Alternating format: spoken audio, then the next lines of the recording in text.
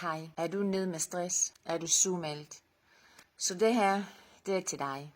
Vi starter et nyt forløb, som hedder Indre Ro. Det her forløb er bygget på 6 elementer. Yoga, qigong, meditation, åndedrætsøvelse, ernæring, alt hvad du spiser, hvordan du sover og refleksion. Vi mødes 2 gange om ugen, tirsdag, torsdag mellem 10 og 12, så vi har tid til at arbejde. Så hvis du føler dig, som du orker ikke mere, eller du kan ikke finde energi og lyst til at lave ting, eller hvis du føler, at alt er for meget, at du er presset, at det er for mange ting, du skal lave hele tiden, og du kan ikke finde tid til dig selv. Så det er til dig. Så jeg håber, at du vil gøre det for dig selv og for din familie, dine venner. Så kan du have det godt, og vi kan gå videre i vores liv og lave det, vi har kommet her til at lave.